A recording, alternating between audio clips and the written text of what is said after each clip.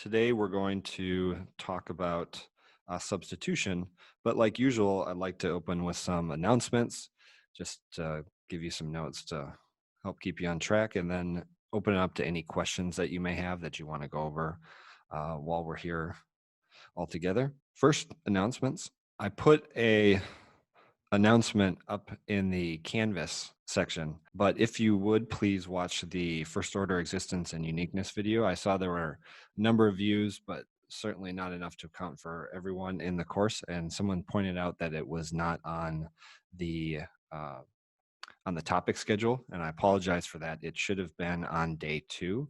It was in the playlist, but it wasn't explicitly stated in the topic schedule. So if when you get a chance, if you go back and look over the first order existence and uniqueness video, I think it's about 10-ish minutes. I also want to note that you can start working on lab 2 and written homework 2. They're both accessible. Lab 2 is dealing with autonomous equations, which I think we covered this past Wednesday.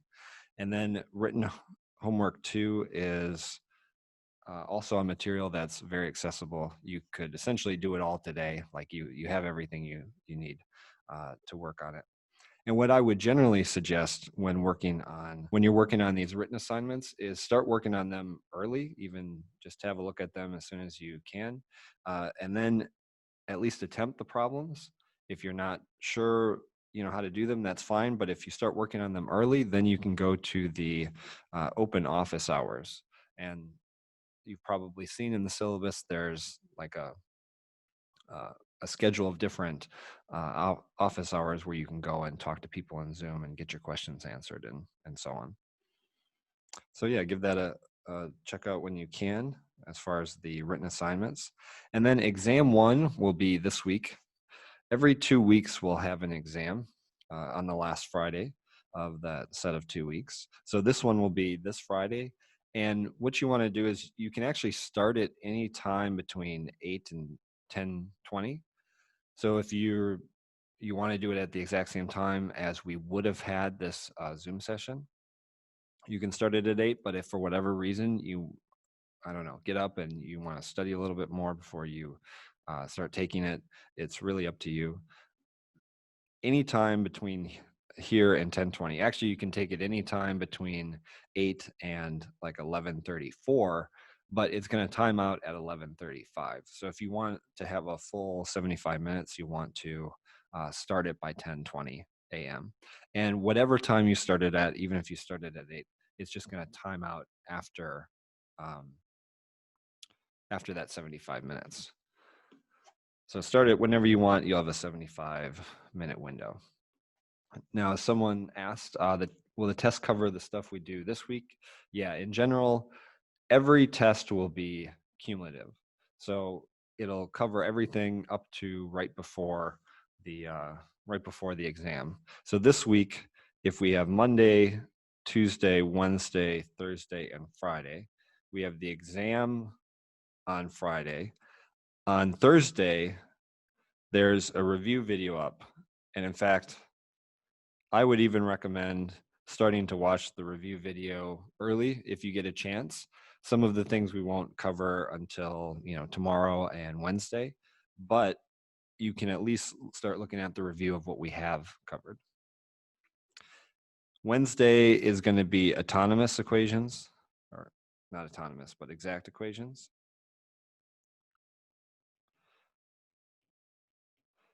Tuesday will be Euler's method. And then today is going to be substitution. And all this will be potentially on the exam.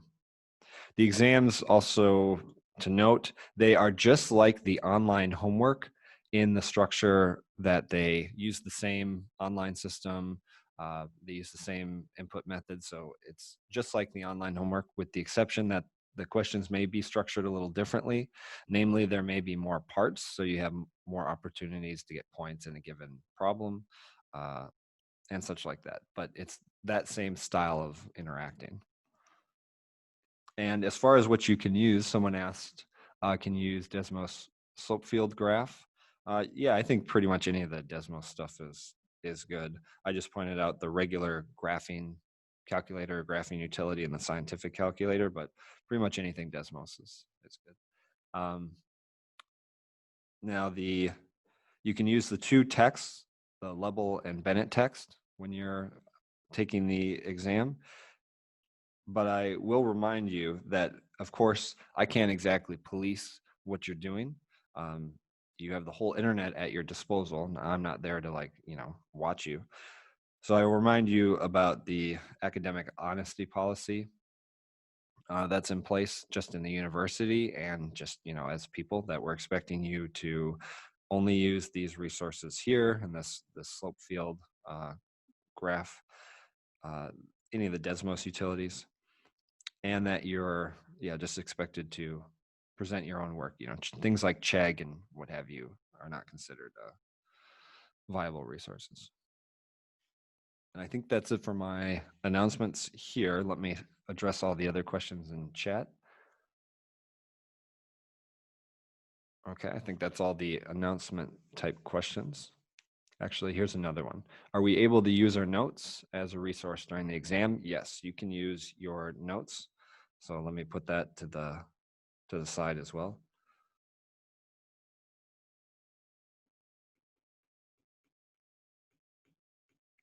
Yeah, personal notes are valid, texts are valid, kind of the traditional classroom type things, with the exception of this Desmos, which has got some nice utilities in case you don't have a calculator, or just it's a little easier to interact with. All right, so now, will an answer sheet be released? Okay, so someone is asking, will an answer sheet be released for Lab 1 and written homework 1? Not like an explicit, this is exactly how to do every problem. We can certainly talk about them when you get graded comments back. And I've asked the graders, I won't be grading them personally. We have specific graders to do that.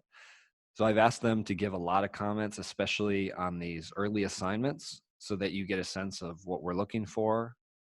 And certainly once you have that graded work back, if you want to talk about it during these times where we set aside, like here, kind of at the beginning of these meetings, where we set aside time for questions, we can certainly go over them and talk about them.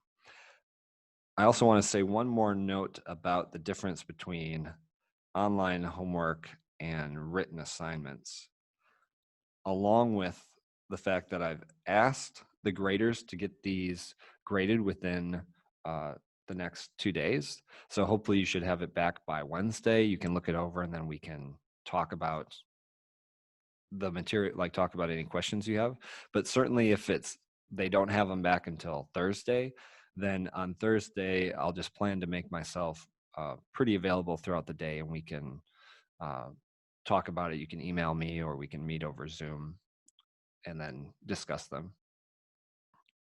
So we're going to try to get your questions answered before the exam about the homework or the written assignments. And I want to say, as far as the online homework and written assignments go, so the online homework, I hope, is relatively easy or doable and goes somewhat quickly. I just wanted it to be a short assignment for you to do each day, so that you reinforce what we covered that day. It's more to just make sure you don't go over something and then kind of forget it right away. It's really for reinforcement. The written assignments are for more contemplation, things that aren't so algorithmic. A lot of what we're doing is just, okay, here's how you solve this problem, go through this algorithm and you'll get the solution. But the written assignments are meant to give you opportunity to just think more deeply about the material. So if you're finding them harder than the online homework, that's by design. And again, if you start early, start looking at the Lab 1 or Lab 2 and written homework 2, let's say today, and start cracking at it through the week, then you can ask questions to me or in open office hours, and they'll be a lot more manageable. So if you found these a little tough, doing them kind of at the last minute, or just this weekend, starting them early should make them much easier. And they're meant to be a little more contemplative. Now, I have some other questions in chat. Let me check that out quick. Oh, will there be a practice exam? There will not be a practice exam. There will be a long video. I don't think I have it on here, but the review video I mentioned, that you would watch on Thursday. It's pretty long. And there's also the online homework on Thursday happens to be a longer one. It's basically like basically the online homework on Thursday is like the practice exam, really. It's longer than usual, much longer than usual. And it goes over all the different material. So consider the online homework on Thursday to be kind of like the practice exam. And then the real exam should be less problems than that. And then will the questions on lab 2 and written homework 2 be on test 1? Not really. There's a lot of times the written assignments are meant to be more supplementary than things we're going to explicitly test you on. That's why they're supposed to be more contemplative, things that you're not necessarily expected to reproduce verbatim. That's not always true, but that's the general guidelines. So the things that you really want to have down are the online homework, the reviews, especially for doing well on the exams. With the one exception, I will say this first order existence and uniqueness, this will very likely be on the exam. That's why I wanted to bring it up.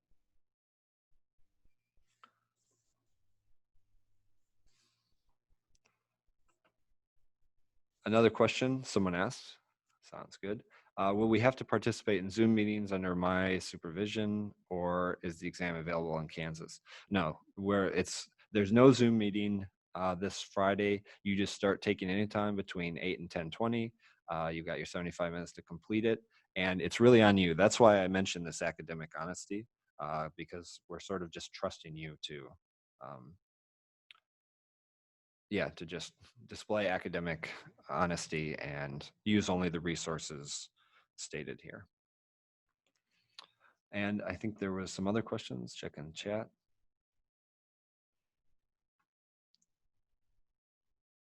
Okay, so now there are some questions about the assignments. So let's go over those before we get into the substitution material.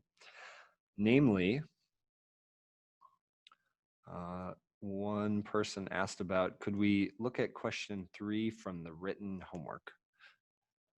And sure, we certainly can. Let me bring it up. I believe that's Picards Theorem 1, if I remember right.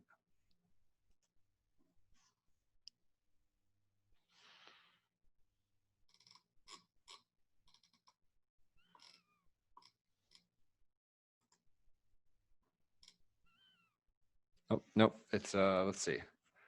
Oh, yeah. Consider this, oh, that's interesting. Consider this initial value problem. So here we have dy dx is equal to x squared minus y squared, and then y of 1 is equal to 0. Okay, if you graph the slope field of x squared minus y squared, you will have null lines when the slope is 0. So let's really quick graph this. You could just use a graphing utility if we had access to that, like through the Bennett text, but I don't want to bring that up, and I think I can graph this pretty quick. So our null lines will look kind of like this. And we're going to be positive when, so dy dx is going to be greater than 0 when y squared, or oops, when we have x squared minus y squared greater than 0, which means x squared should be greater than y squared. So that means we should have positive slopes roughly here. I'm not going to be really exact about this. We don't need it. So it's going to look kind of something like this. And then dy dx is going to be less than 0 when x squared minus y squared is less than 0. So x squared is less than y squared. It's going to look kind of something like this with adjusted slopes for the magnitude, but this gives the idea. And now the question that 1.3 asks, so this is written homework. Let's move some of this.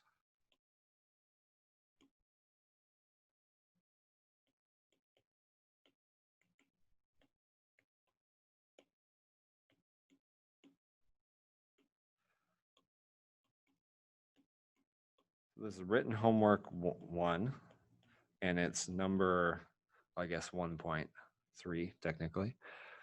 And it asks you to show that if you have the solution curve through this point, let's say 1, 0. So I'm going to color this green. Actually, we'll do the whole thing green.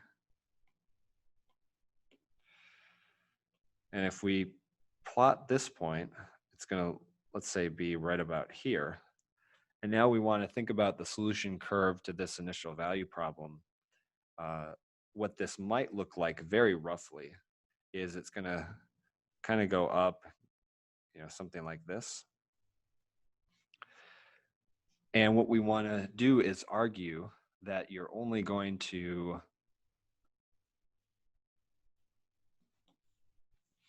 what we want to argue is that you're going to have y of x is less than or equal to x for all x greater than 1.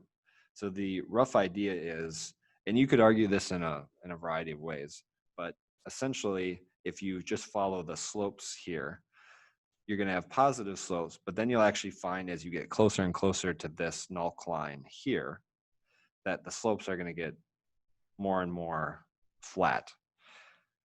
And if you think about trying to cross this null line, if you think about trying to cross this line here, well, in order to do that, let's say you were to go like this and you have to cross it at some point. If you have to cross it, then when you do cross it, you would have to have some positive slope. For instance, you would have to have something like a positive slope there, but that does not match with what should be a flat slope, a 0 slope there. So there's a mismatch of the different slopes is one reason to think of it. And therefore, you can never have the solution curve cross over this line. So it always has to basically stay like this. And as long as you're staying in this kind of region here, in this case, you're always going to have y of x less than x, just by definition of being in this region. So that's the idea for written homework 1.3, or number 1, written homework 1, number 1.3. Okay, other questions you guys have as far as all this goes?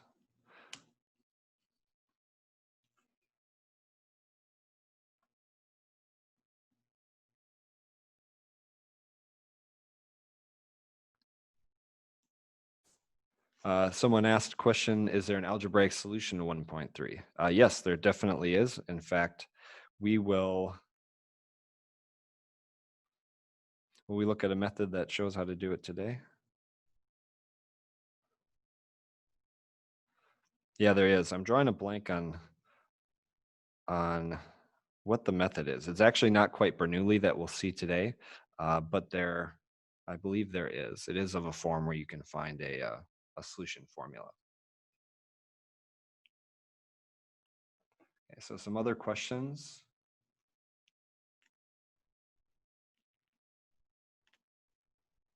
As far as finishing up this problem goes, someone asked, answering questions about this, like a question like this, you can give, just any kind of reasonable logical argument as to why, like the argument I gave here, something like this would suffice as to why y is always less than x for x that is greater than 1, certainly. And can we go over some typical solutions and what that is? Yeah, let's talk about that, and then we'll jump into the substitution for today. So let's talk a little bit more about slope field, since we're kind of on it. And namely, if you're ever looking at autonomous differential equations,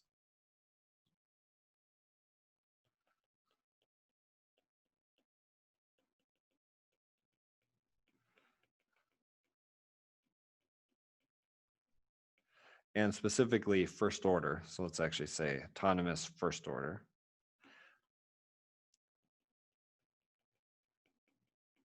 that's where you're usually going to talk about typical solutions. So a typical solution to autonomous first-order differential equation, we can talk about these because the slope fields are such that the solutions are very predictable, and they essentially, once you have a solution in a given region, it's just going to be a translate, like a horizontal translate of the others. And what I mean by that is, let's say we have y prime is equal to, how about,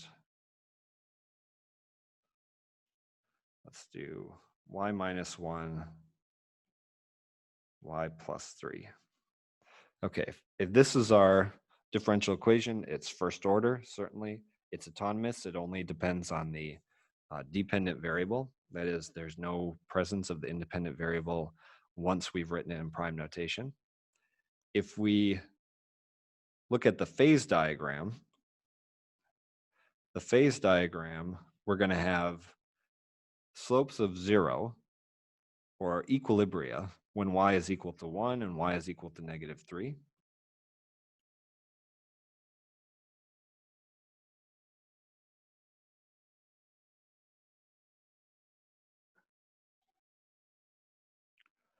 And then if we do test points between these 2 points, let's say in this area, or alternatively in here or in here, we'll find out whether we have a positive slope or negative. We only care positive or negative. So let's say we try y is equal to 0. That's going to give us -1 times 3. That's negative.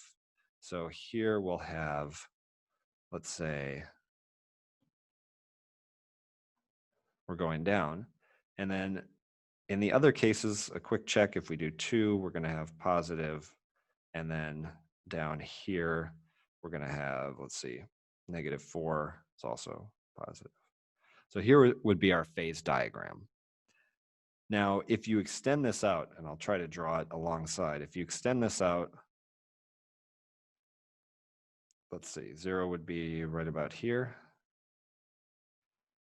This is going to look something like so. We're going to have 0 slopes when we're at y is equal to 1. And again, this is going to be just approximate because I'm doing it by hand. Okay, that looks pretty good. Then we're going to have, outside of that, positive slopes.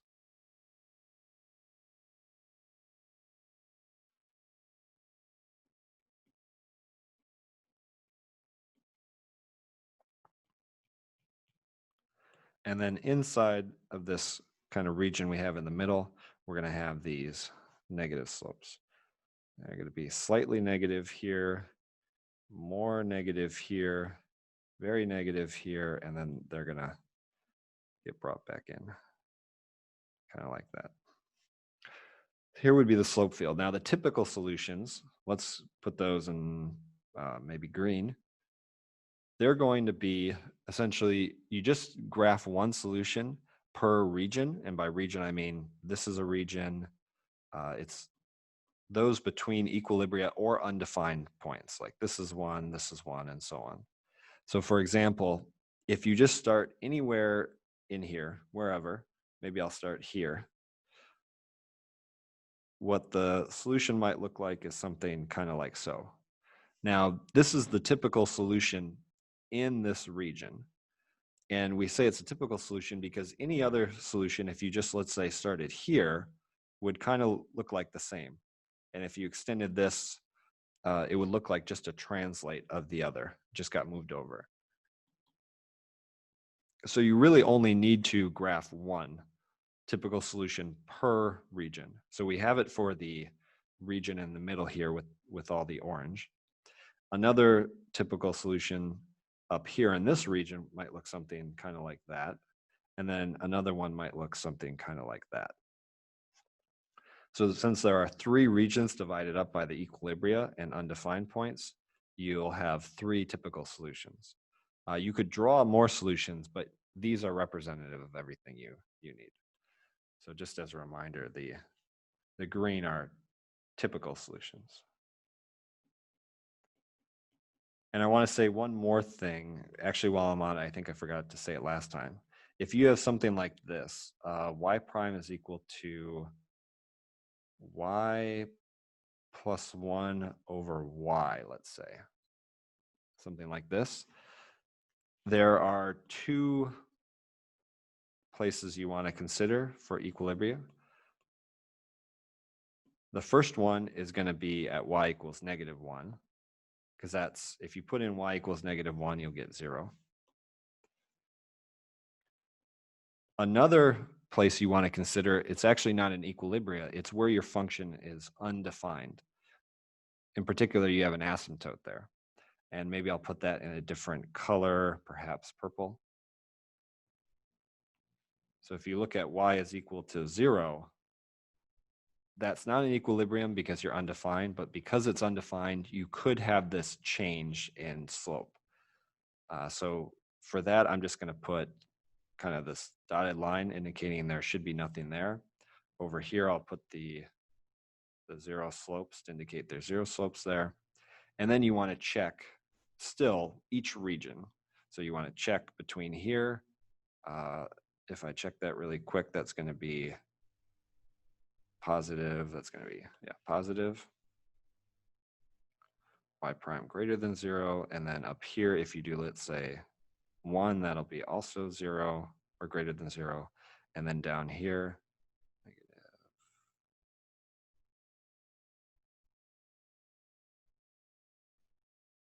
No, this should be negative. And y prime greater than 0. Okay. So these are also spots to look out for. Most of the time, these problems won't have these, but they can pop up. So not only equilibria, but also places where you are undefined. And then you're still just checking each region in the normal way. And you'd still have typical solutions here, just like you would in this case. Okay, so that's a little bit about typical solutions and a little review of autonomous first order differential equations. I'll also make a note that the lab 2 is basically just on autonomous first order differential equations, namely logistic equations, which I don't know if we got to in our autonomous discussion before this past Wednesday, but it certainly is going to pop up now and worth checking out whenever you get a chance. But let's start on substitution. Okay, so what's the big idea with substitution? So the big idea is to convert a differential equation from one type that's not currently solvable to one that is. For example, what you might do is you might convert, and actually we've already kind of done this. It wasn't substitution exactly, but we already used this big idea. So the big idea is to convert from one type of differential equation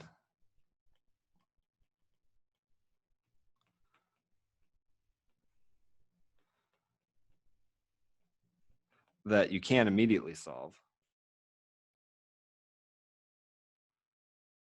to one that you can.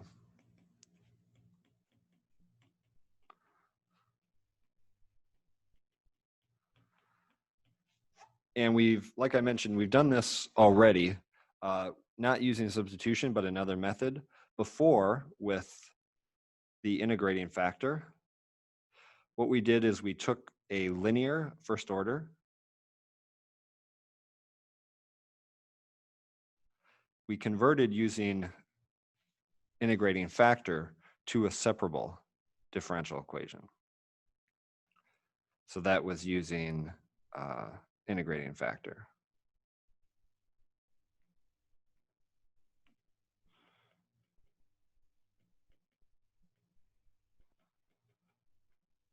Now what we'll do here, for instance, is we'll look at different equation types, such as a Bernoulli differential equation, a nonlinear homogeneous, and so on. And we may even do a couple of these conversions. So we'll look at Bernoulli, and we'll talk about in a bit what Bernoulli is. But we'll essentially use a substitution to convert it to first order linear. And then from there, we can use the integrating factor.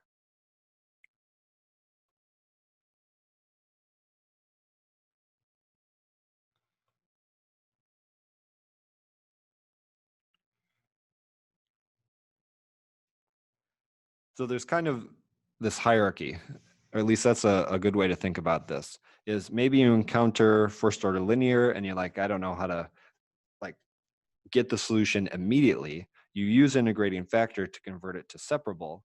And then once something is separable, we always know how to go about solving it from there, or at least we know a method to directly find the solution.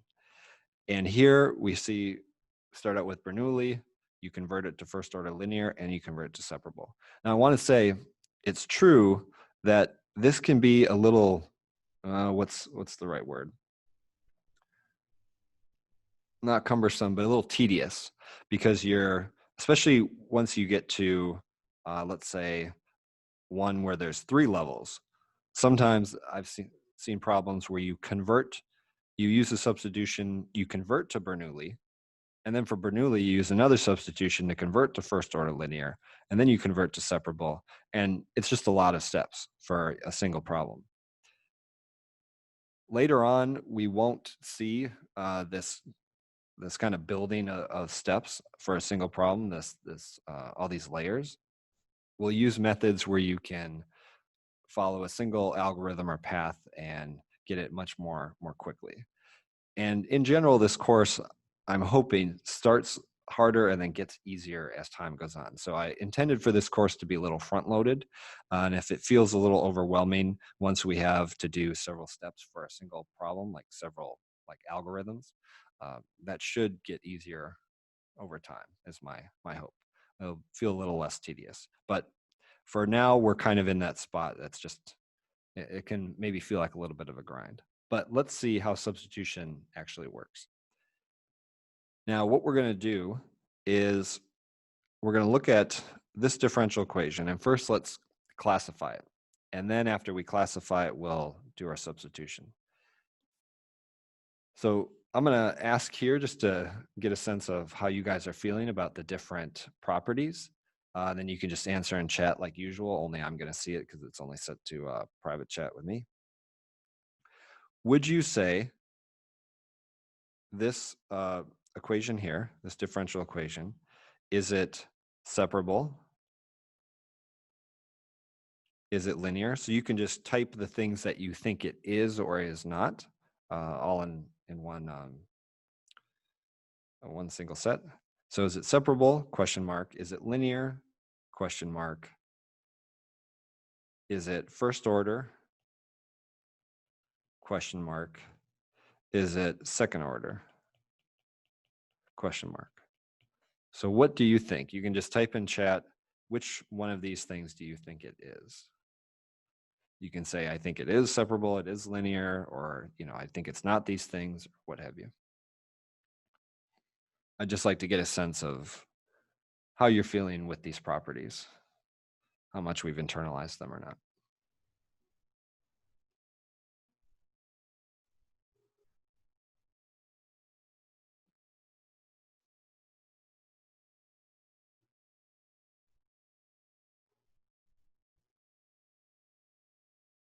So I'm just reading over what you guys are writing.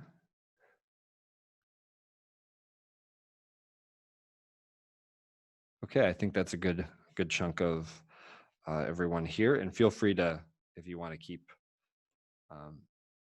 providing clarification for what you've written as I'm talking, you're certainly welcome to, and ask questions. So first, separable. It's going to be separable if we can write it in the form y prime is equal to some function of x times some function just of y. If you try to do that here, if you do like the rearrangement in this specific case, you'll get y prime is equal to, I think it's going to be square root x squared plus y squared minus x all divided by y. And there's no nice way of algebraically manipulating this so that you can get it to be something like this, a function of x times a function of y. So in fact, it's not separable. And again, if you answered that you thought it was, that's totally fine. I'm not judging you. Now's the time for learning, and being wrong can also often help you understand the material much better, gives you a chance to learn and to revise, so that's okay. Now, let's see, is it linear? it's going to be linear if you could write it in the form. For first order, I will say that it is first order, so I'll definitely highlight that. We are first order.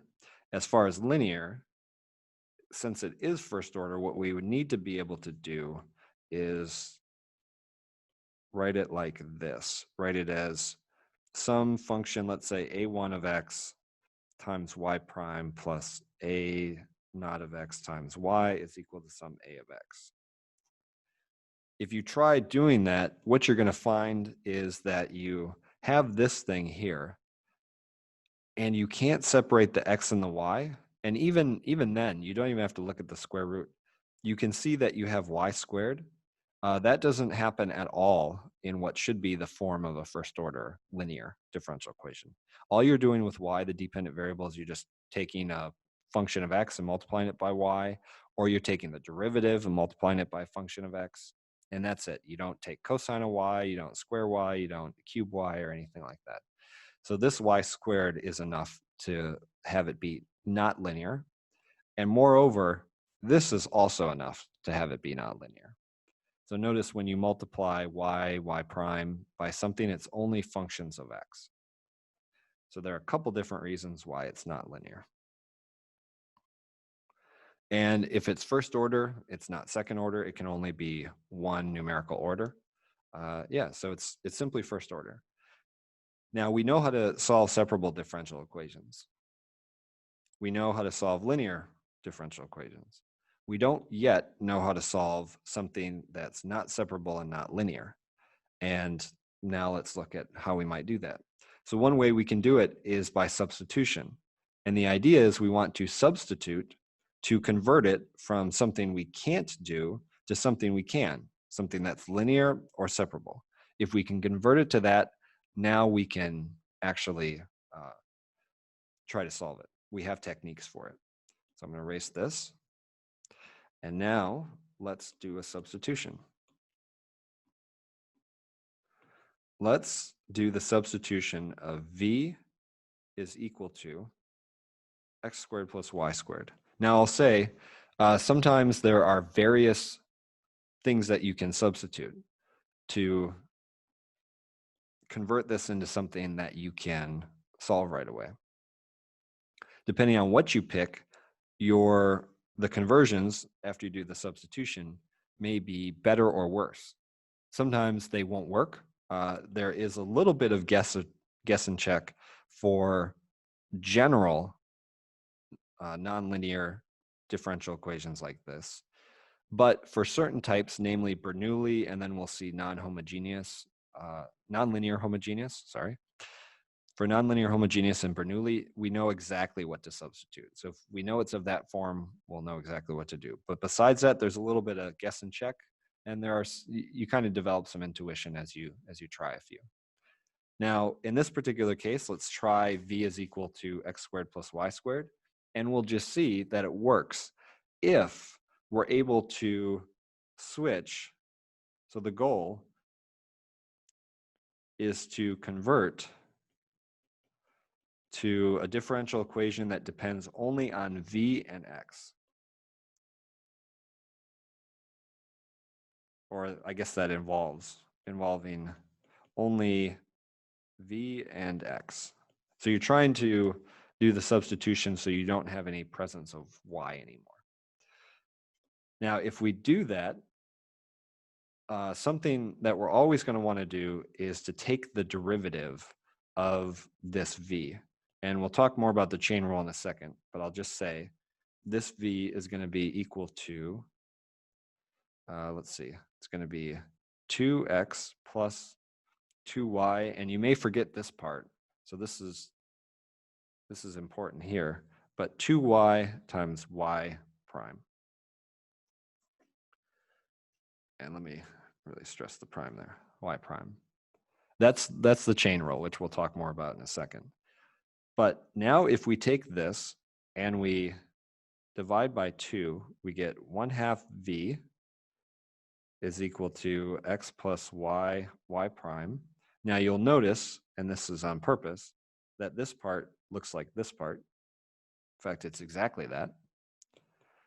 And now if we substitute that, in fact, let me even do this a different color to really highlight it home. If we do, let's say, how about blue, I guess? And we leave this as orange, and actually all this I'm gonna put white so it's not too distracting. There we go. Now with the substitution, we're gonna take and call this blue here, and then we're gonna take this. Oh, actually, not that, we're just gonna do V. So once we do the substituting, we get this here. And I'll line it up with this. So we get that, and then this should be blue. So it looks something like so. So we've changed out x plus y times y prime. We found that that's equal to 1/2 v prime, so we substitute. And then over here, we have square root of x squared plus y squared. We substitute with v. Now we have a differential equation that only depends on, or that only involves v and x, which is good. That's what we want. And namely, if you look at this thing here is it's even separable. So right away, it's separable. We converted from something that was nonlinear, not separable, and now we've converted that to something that is separable. And we can certainly always do a separation of variables. There's one more step because we have to back substitute, but that's the basic idea, converting from nonlinear, not separable, to separable. And sometimes we can't immediately get it to be separable. We may have to do a few steps. So having this hierarchy in your mind is very helpful. All right, now let's look at a specific example where we go through the whole process. So I'll switch to, actually, before that, I'm gonna switch to a new page.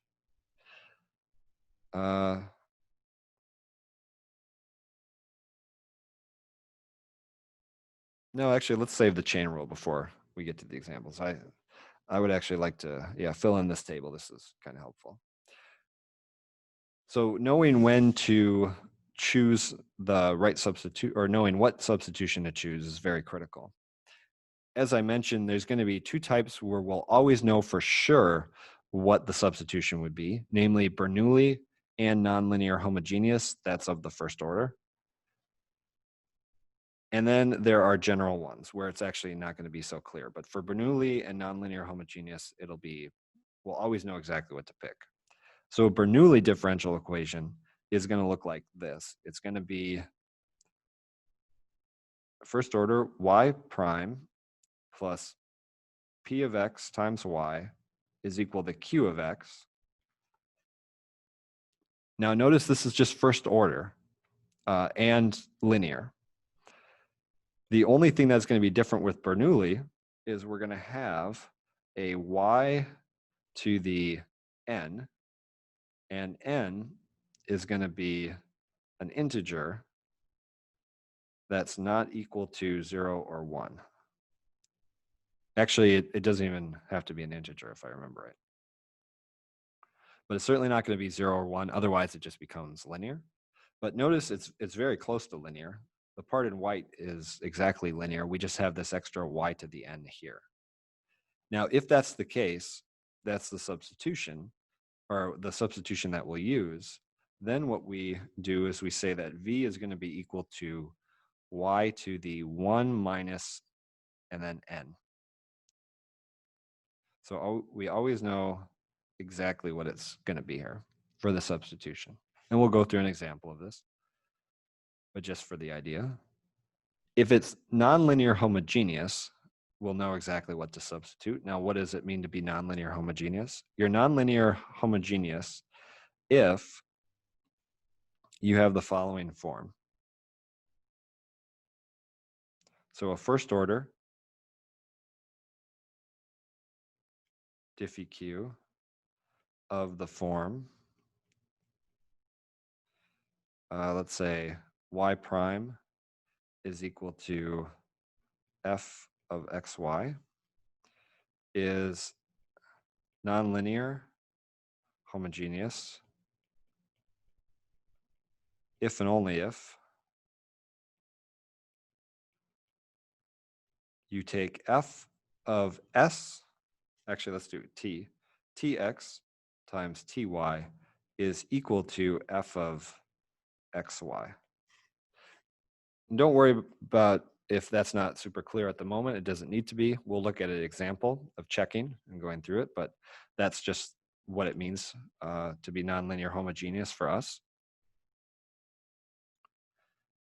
And then the substitution in that case, we'll know exactly what to substitute. We'll have v is equal to y divided by x, or how I usually think of it, y is equal to v times x. And maybe I even want to be a little more clear that this should be even v of x. It's going to be a function that depends on x. And someone asked, is t a function, coefficient, or constant? It's really a dummy variable. You can think of it as a variable if you like, or just a single number. We'll see. The goal to show that it's nonlinear homogeneous is whether you treat it like a constant or you treat it like a variable, either way. What you want to do is when you substitute tx and ty for x and y, you want the t's essentially to all self-cancel and be left with none. So it was like you never even had them to begin with. And again, we'll look at an example of this. And in general, I won't put anything here for the form. I'll just say maybe not one of the above. And the substitution, there's a little bit of guess and check. And we'll see an example where we guess something or we try something and it doesn't work out. So you know what to do if you try a substitution and it's not the right one. You'll know why it's not the right one, or we'll see why. Okay, with this in mind, like I mentioned, let's remind ourselves of the chain rule, which may be a little bit foggy. So the chain rule, if you're taking the derivative of essentially a nested function, you're taking a function f of a function g. The chain rule says you take the derivative of the function f with an input of g, and you multiply it by the derivative of g.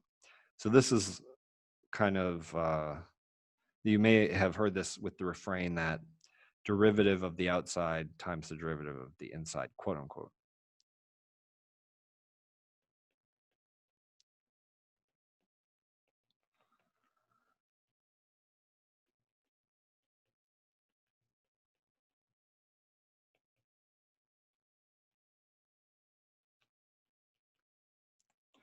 So when we are talking about the outside, we're talking about this f, which I'll put in blue. And we're talking about the inside, we're talking about this g. For example, if we take the derivative of e to the x squared, that's like we took the derivative of e, which would be e to, like if we had e to the x, we would take the derivative of that, which would be e to the x, but we don't have e to the x exactly. We have e to the x squared. And then by the chain rule, what we have from there is times 2x. So this would be the derivative, this would be the function g, and this would be the function f. And for us, what's going to be important is that we have functions of y. For example, you might have like y squared. And how the chain rule works in that case is this is kind of like you have x squared. It's like you have f of x is equal to x squared. And then you have kind of like g of x is equal to y, essentially. So what you're going to do is you're going to take the derivative of f, which is 2x, but then you're going to input y. So you have 2y. And then you're going to have times the derivative of y, so times y prime. Or if it helps to see, dy dx. And this here is your, that,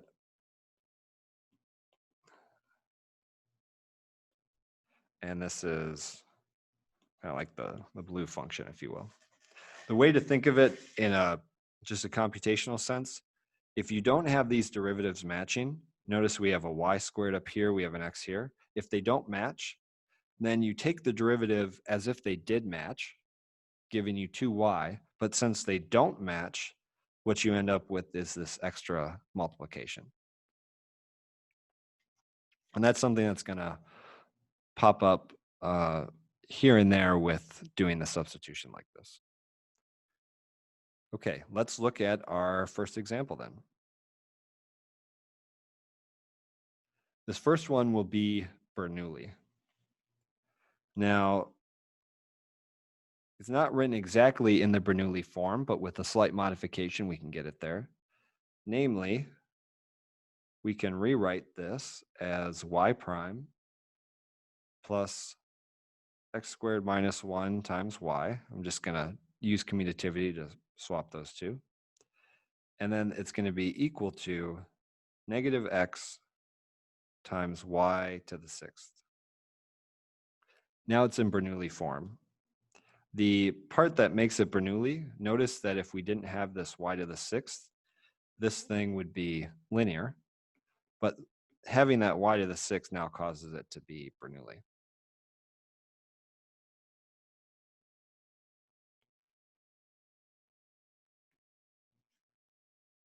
Okay. Now, once we have that it's Bernoulli, we know exactly what to substitute. So we're going to take and let v be equal to y to the 1 minus 6. It's always 1 minus whatever this value is here. From there, we're going to compute. Actually, let me even write that as y to the negative 5. From there, we're going to immediately take the derivative of v. So if we take the derivative of v, that's dv dx. Now, by the chain rule, since we're taking the derivative of y to the negative 5, but we're taking the derivative with respect to x and y are not matching variables, so the chain rule kicks in. We get, by the regular power rule, negative 5y to the negative 6th. But because of the chain rule, we get this additional dy dx.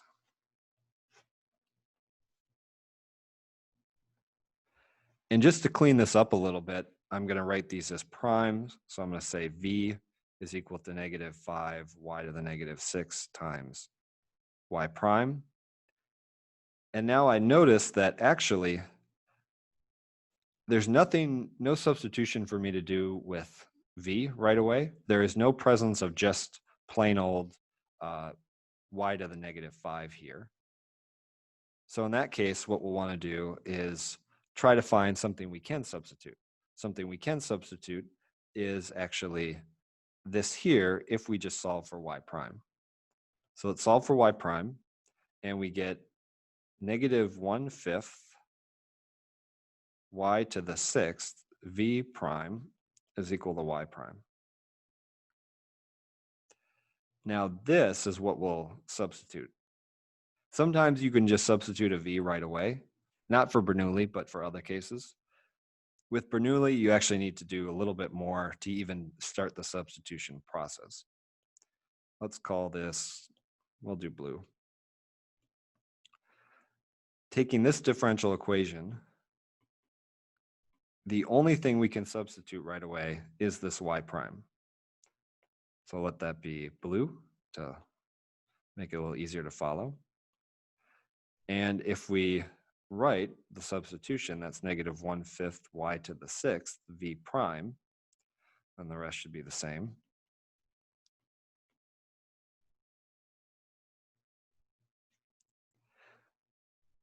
Now let's go ahead and try to simplify this and see if we can get some more substitution so that it's only depending on v and x.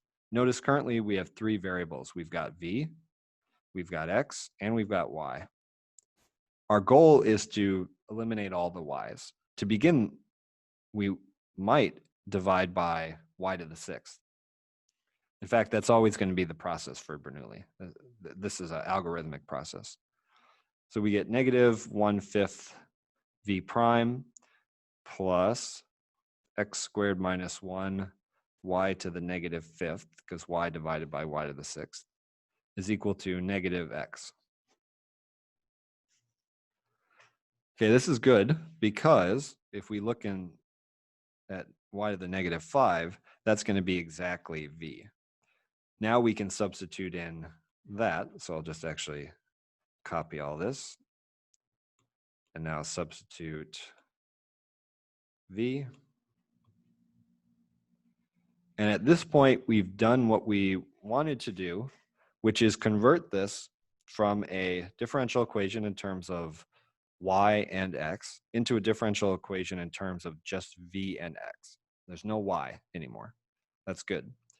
Moreover, if we look back here, this was, and maybe let me use red, this was Bernoulli. Now we've converted it down to something, I'm not sure what color to use, maybe let's use green. Converted it down to something that's actually linear.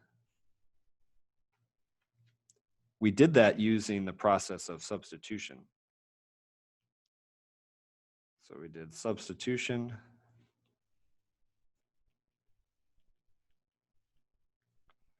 And we got it down to linear. Now what we do is we would use the technique of integrating factor.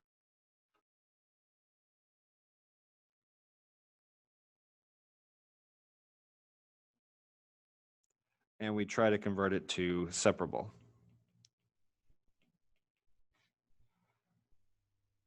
So we used the method of substitution, and then we will use the method of integrating factor.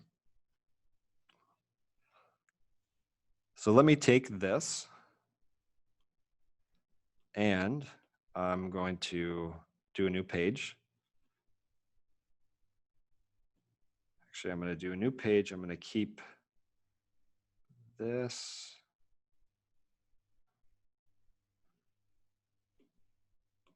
I'll keep everything, and I'll just move some of this to the left.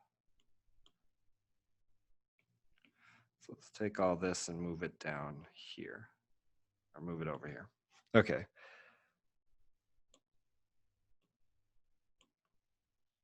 So we had Bernoulli. Now we've got linear. Now we would like to get to separable. So let's go ahead and go through that and see how the back substitution works. So let's do v prime plus negative 5 times x squared minus 1. Actually, let's just multiply it through. Get negative 5x squared plus 5 times v is equal to 5x. If we do our mu of x is going to be e to the negative 5/3 x cubed plus 5x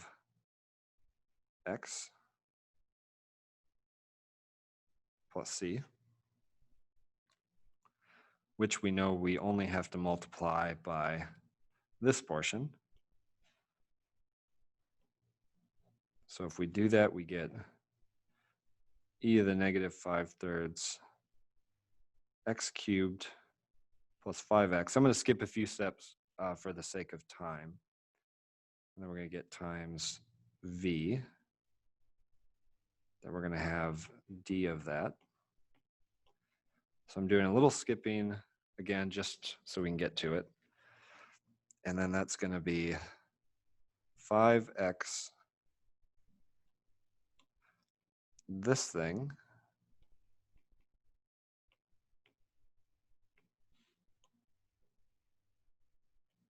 dx. And now that means we'll have this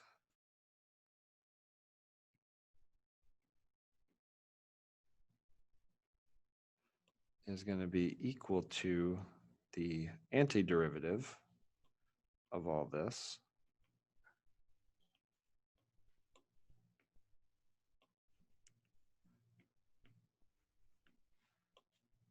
plus some C1.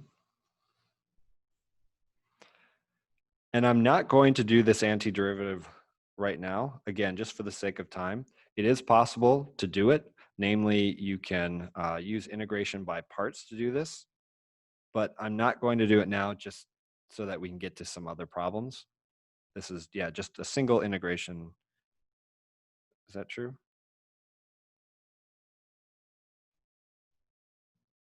Actually, no, never mind. Because of this, it's not an integration by parts. In fact, this is an integral that I think we cannot do. So we would leave this either way, not just for the sake of time. But what's more important is I want to show what we do with this v at the moment.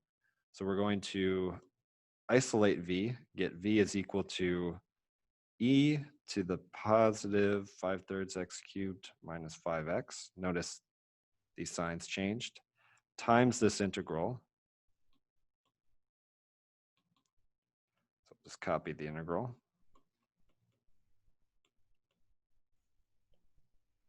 And let me write this a little smaller so I can fit it all.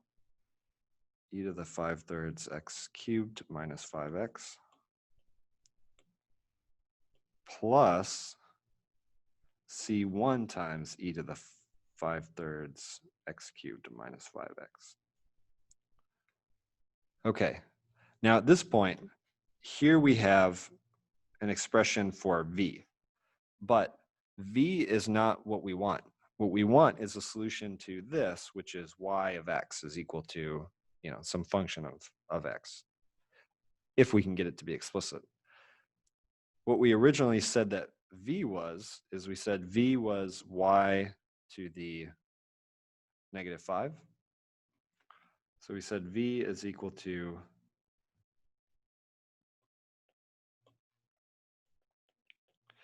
y to the -5.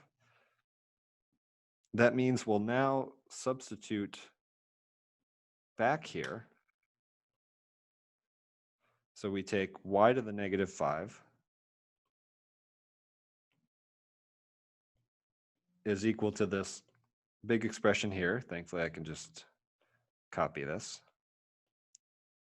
And again, I'm recording this, so the video should go or will be put up on YouTube. So if you don't want to have to rush to write this down. And now what we do is we say that this is going to be, if we take both of these expressions to the 5th power,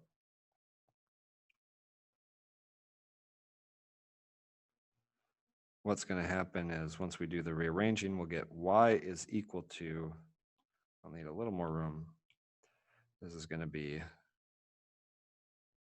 or not to the 5th power, but to the 5th root. It's going to be this whole expression, which I'll just shrink so we can fit it.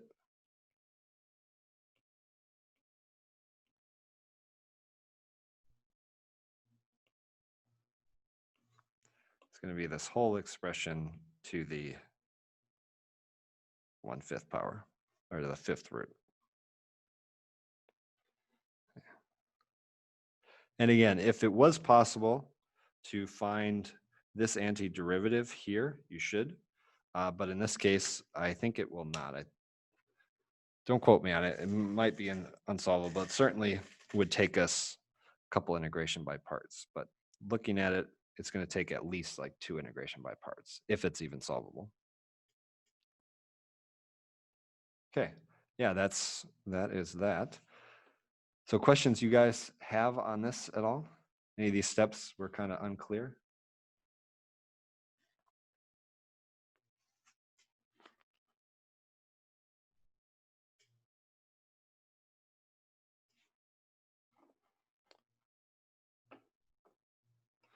Okay, not seeing any questions, so I'm going to go on to the next problem. And if you're feeling just overwhelmed and not sure what questions to ask, you can certainly say that in chat and I can try to be more clear, slow it down, or what have you. Just let me know. Again, remember, you're only sending a message to me. No one else sees it. But let's look at the next one in case things are going okay.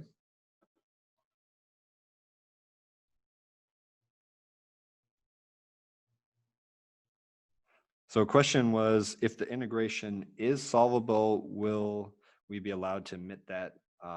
Yeah, it depends on all the ones. If you're going to get them in the online homework or the exam, they should be solvable, mainly because you're going to want to be able to enter expressions that don't involve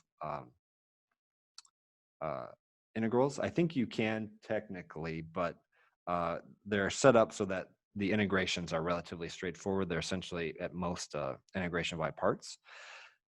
If it's, let's say, a written homework and it's very involved, like this is going to take at least 2, then yeah, you can leave it as it is.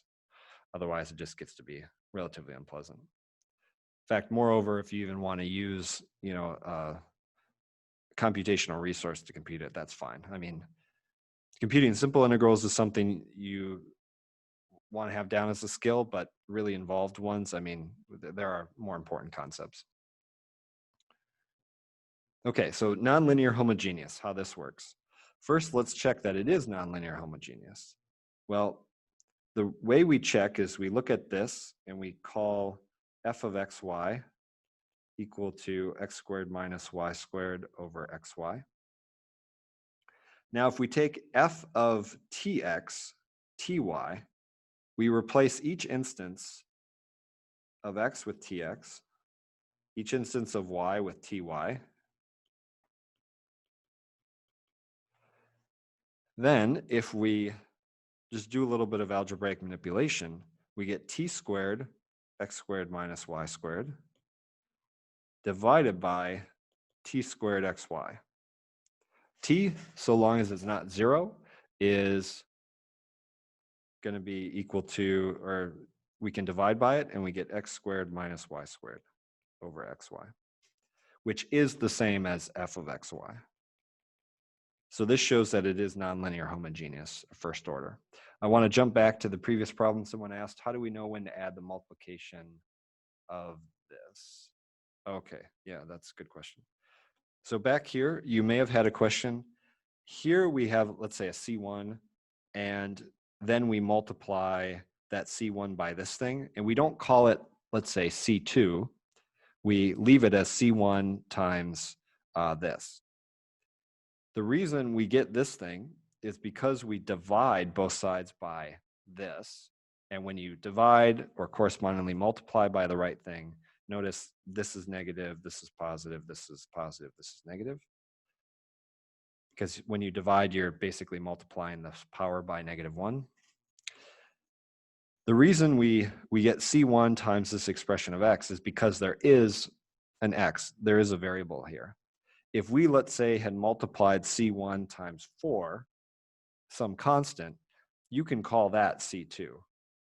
But we aren't multiplying it by a constant, we're multiplying it by a function that has some variable in it. So as long as you have some variable that you're multiplying it by, you have to leave it like so. Only when you multiply by constants, or you take like e to the c. E to the c is just a constant, it's just a number.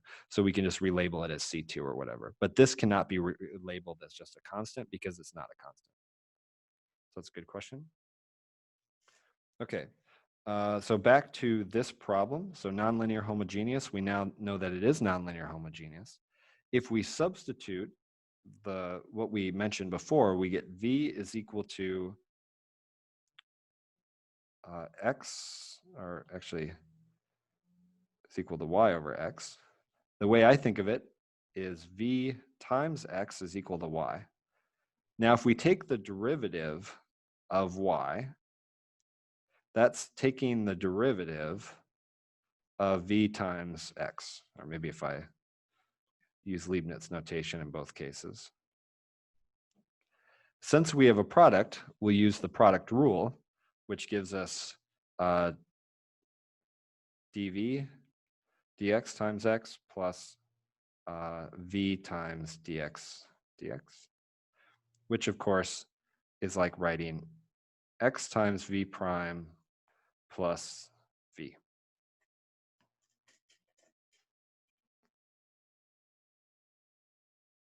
Now that's all equal to y prime. Let's recolor this work. Let's actually do this in white, just because it's side work to get to this one, and we'll actually do this one in blue, kind of keeping in the trend with the previous problems. Now let's do the substitution. Up here, we're going to have y prime, that's going to be blue. And then we're going to have our y here actually be the thing that we have yellow. So we'll do yellow there, yellow there. And now we've got what? We've got this blue, because it's y prime, is equal to x squared minus, and now y is going to be v squared y squared, because we square, I'm sorry, v squared x squared. And then in the bottom, we have x times v times y. Or not v times y, v times x. Now, if we rearrange this algebraically, let me give some more room here.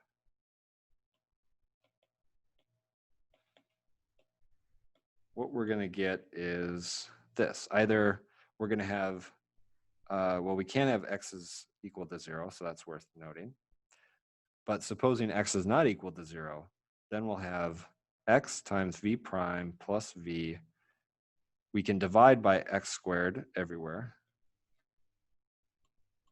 And then we're going to be left with 1 minus v squared over v. That shows that v cannot be 0.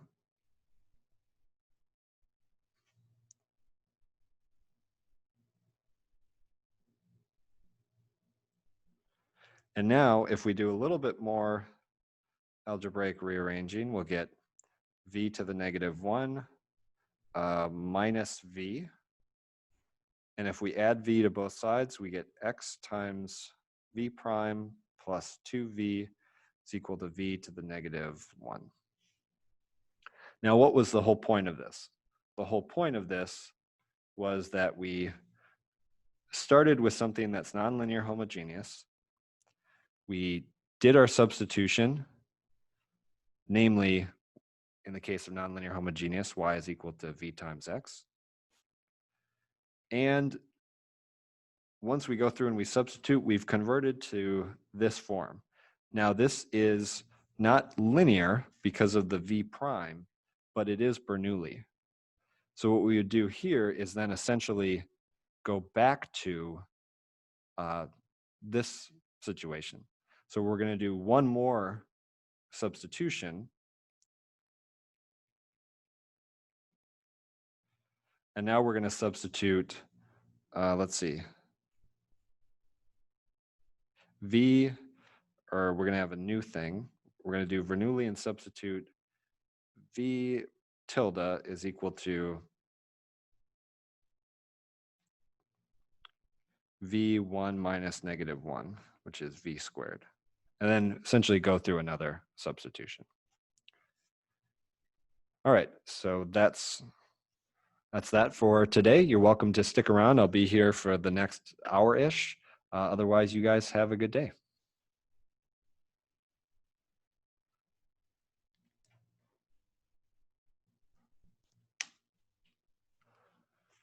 Okay, someone asked, is there an easy way to recognize if an equation is nonlinear homogeneous? Yeah, there's kind of a nice way, actually. It's often going to be set up in this form already, but if not, if you can get it, like with a first order differential equation, it's always a good idea to try putting it in the form y prime is equal to, or your dependent variable prime is equal to whatever function over here. That kind of tells you a lot about it.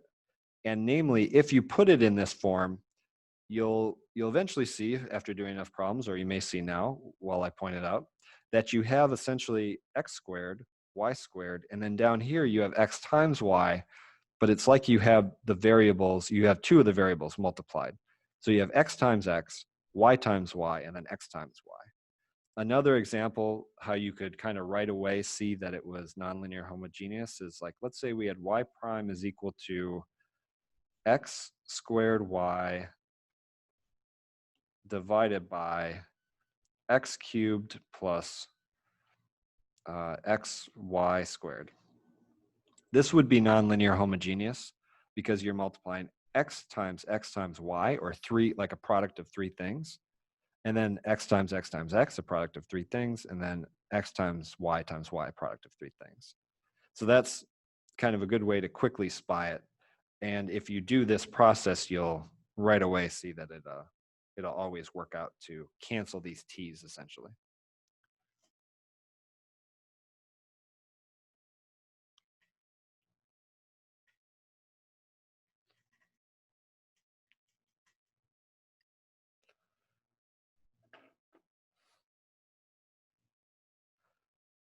Yeah, so with that, again, you're welcome to stick around if you want to ask more questions, or just start looking at the online homework and just hang out while you're working on it. Otherwise, if you're heading out, you have a good day.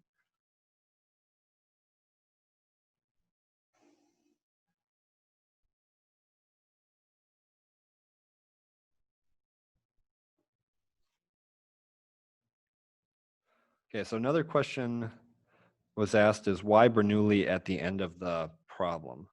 Let me put this, let me copy some of this work and then clean it up to show why it is Bernoulli and then what you might do with it. So I'll put this on a new page.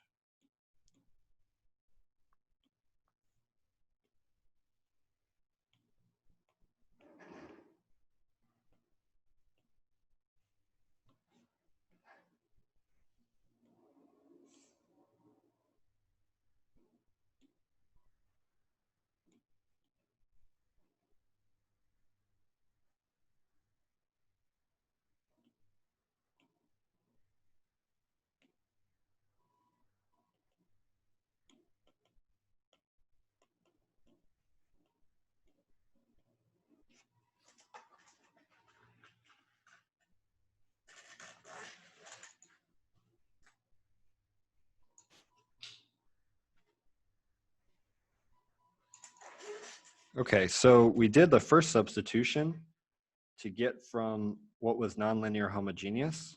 So let me organize this a little bit. We had this differential equation. We did this substitution, and then we got to here. Actually, let me move it over. So we started out with nonlinear homogeneous. We did the substitution here, and then we got to Bernoulli. Now, the reason it's Bernoulli is because you have the form, if you think of it in terms of v and x, a linear differential equation with dependent variable v and independent variable x would look like some function of x times v prime plus a function of x times v is equal to some function of x. That would be linear. Bernoulli, let me actually move this over on the other side. Bernoulli would be the same exact thing, except you would have a v to some power that's not 0 or 1. So the Bernoulli part would be like a v to the n, where n is not equal to 0 or 1. That's what makes it Bernoulli, is the fact that it's linear, except it has this part. And then from there, once you know that it's Bernoulli, namely, here we have this v to the negative 1.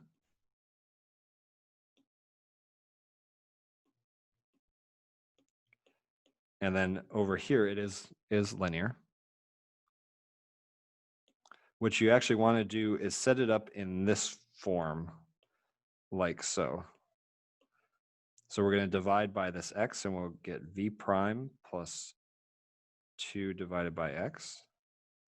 V is 1 divided by x times v to the negative 1. So that's the form you'd actually like it in.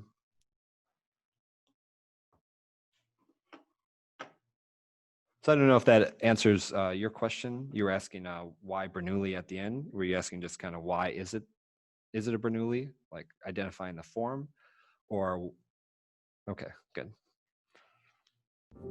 To view the next video in this series, click the link on the right. To view the last video in this series, click the link on the left. If you want to learn more about me, the nerd who's making these videos, visit the website below. And as always, have a good day.